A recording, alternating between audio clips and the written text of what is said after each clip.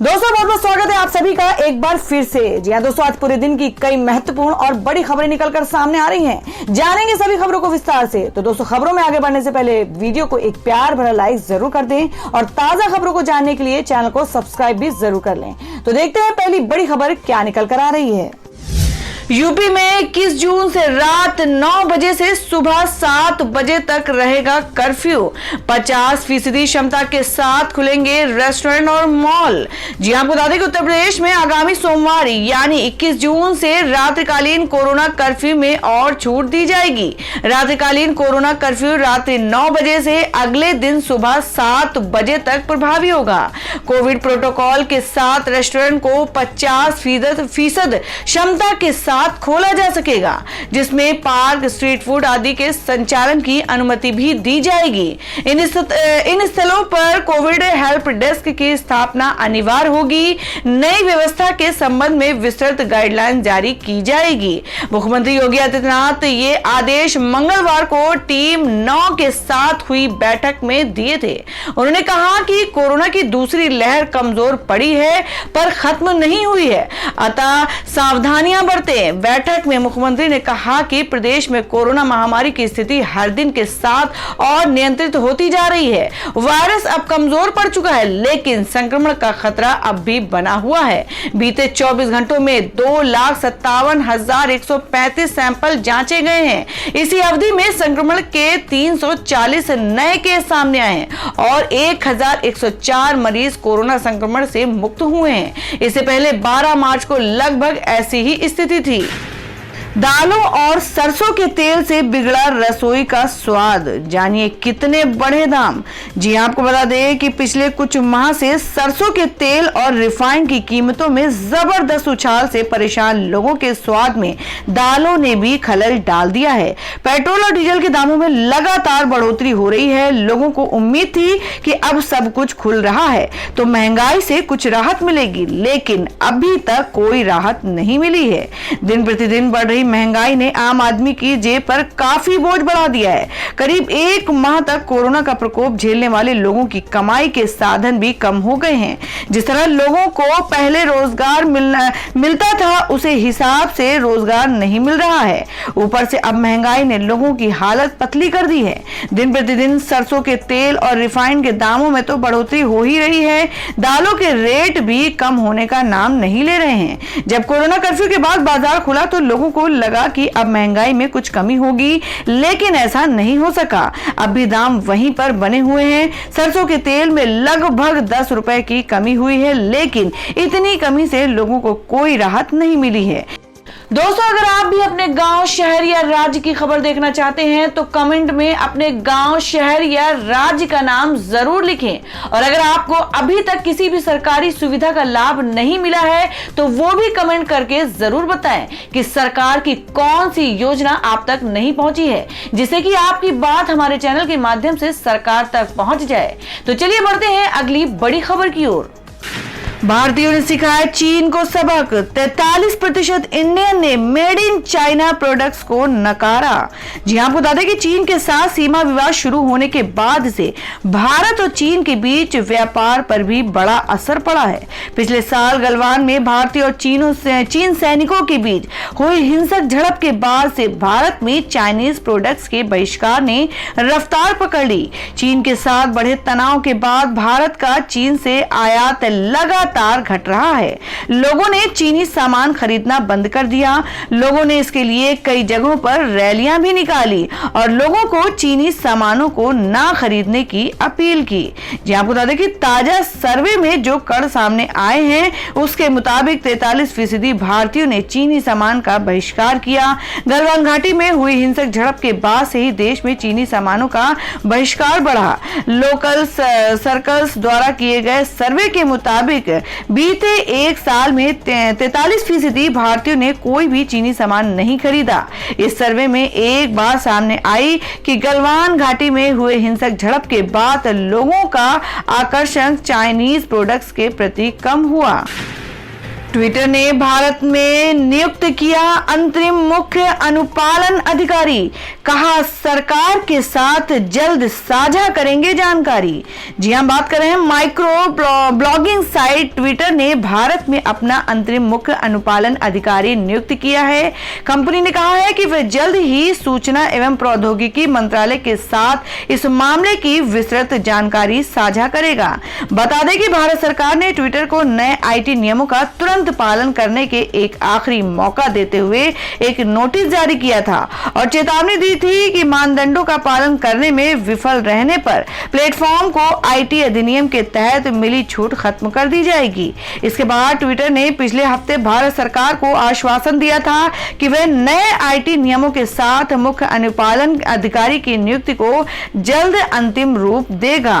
Twitter के एक प्रवक्ता ने मंगलवार को कहा कि कंपनी नए दिशा निर्देशों का पालन करने के लिए हर संभव प्रयास कर रही है और प्रक्रिया के हर चरण में आईटी मंत्रालय को प्रगति से अवगत करा रही है। प्रवक्ता ने कहा कि एक अंतरिम मुख्य अनुपालन अधिकारी की नियुक्ति कर दी गई है और इसका विवरण सीधे मंत्रालय के साथ साझा किया जाएगा। बता दें कि केंद्र सरकार ने सोशल मीडिया कंपनियों के लिए नए आईटी नियमों की घोषणा की थी जो पिछले महीने से लागू कर दिए गए हैं। नए नियमों के तहत ट्विटर, फेसबुक, इंस्टाग्राम और व्हाट्सएप जैसे बड़े सोशल मीडिया प्लेटफॉर्म को भारत में मुख्य अनुपालन अधिकारी, नोडल अधिकारी और शिकायत अधिकारी की नियुक्ति करनी होगी।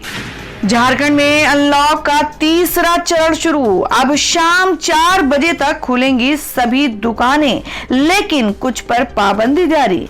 जी आपको बता दें कि मंगलवार को प्रदेश में अनलॉक के तीसरे चरण की गाइडलाइंस के लिए सीएम हेमंत सोरेन की अध्यक्षता में मंत्रालय में आपदा प्रबंधन प्राधिकार की बैठक हुई। बैठक में झारखंड सरकार ने अनलॉक के तीसरे चरण की घोषणा की। नई गाइडलाइन के तहत जमशेदपुर समेत पूरे राज्य में सभी दुकानें शाम 4 बजे तक खुलेंगी। बता दें कि इससे पहले अनलॉक के दूसरे चरण में कपड़े, जूते, जेवर और कॉस्मेटिक की दुकानें खोलने पर रोक थी, पर अब ये रोक हटा दी गई है। वहीं पहले की ही तरह सिनेमा हॉल, क्लब, बार, बैंक्वेट हॉल, मल्टीप्लेक्स बंद रहेंगे। मेला और प्रदर्शनी पर रोक जारी रहेगी। बैठक में फैसला लिया गया है कि अब सभी जिलों में सभी दुकानें 4 बजे शाम तक खुल सकेंगी। शॉपिंग मॉल और स्टोर भी खुल सकेंगे। सभी सरकारी एवं निजी कार्यालय 50% मानव संसाधन के साथ 4 बजे शाम तक खुल सकेंगे। इसके अलावा शनिवार शाम 4 बजे से सोमवार सुबह 6 बजे तक सभी दुकानें बंद रहेंगी। हालांकि इस दौरान स्वास्थ्य सेवा से संबंधित प्रतिष्ठान और दूध के स्टोर खुले रहेंगे। शेष पाबंदी पूर्व के तहत जारी रहेगी। भारतीय सेना में पहली बार नेपाली महिलाओं को मौका, मिलिट्री पुलिस के लिए खोली भर्ती। जी हां, आपको बता दें कि भारतीय सेना ने पहली बार मिलिट्री पुलिस में नेपाली महिलाओं के लिए भर्तियां निकाली हैं। ये घोषणा ऐसे समय में हुई है जब भारतीय सेना में नेपाली युवाओं की भर्ती को रद्द करने की मांग उठ रही है। सेना का कहना है कि वह युवाओं के लिए दायरा बढ़ाने के लिए पुरुष और महिला दोनों तरह के नेपाली युवाओं की भर्ती जारी रखना चाहती हैं। काठमांडू में भारतीय दूतावास ने पात्र नेपाली महिलाओं को ऑनलाइन माध्यम से अपना आवेदन जमा करने का ऐलान किया है। वहीं इस घोषणा के साथ एक निश्चित मानदंड निर्धारित किए गए हैं, लेकिन उन बच्चों को भी कुछ छूट दी है जिनके माता पिता भारतीय सेना में सेवा के दौरान शहीद हुए हैं। काठमांडू स्थित भारतीय दूतावास की ओर से जारी घोषणा के मुताबिक इसके लिए महिलाओं को 20 जुलाई तक ऑनलाइन आवेदन करना होगा। वहीं भर्ती प्रक्रिया के लिए 10वीं क्लास पास, 16 से 21 साल उम्र और 152 सेंटीमीटर से अधिक लंबाई की महिलाएं ही आवेदन दाखिल कर सकेंगी। रेल यात्रियों के लिए खुशखबरी, टिकट बुकिंग पर मिल रही है छूट। जाने पूरा क्या है प्रोसेस। जी आपको बता दें कि देश में कोरोना की दूसरी लहर की रफ्तार थोड़ी कम हुई तो वहीं रेल से सफर करने वालों की संख्या में भी तेजी से बढ़ोतरी हो रही है। ट्रेन से सफर करने वालों को भारतीय रेलवे ने तोहफा दिया है। जी आपको बता दें कि ट्रेन टिकट की बुकिंग पर लोगों को डिस्काउंट मिल रहा है। ऐसे में अगर आप आने वाले दिनों में कहीं सफर की तैयारी कर रहे हैं तो आप आपके लिए ये भी खुशखबरी से कम नहीं है।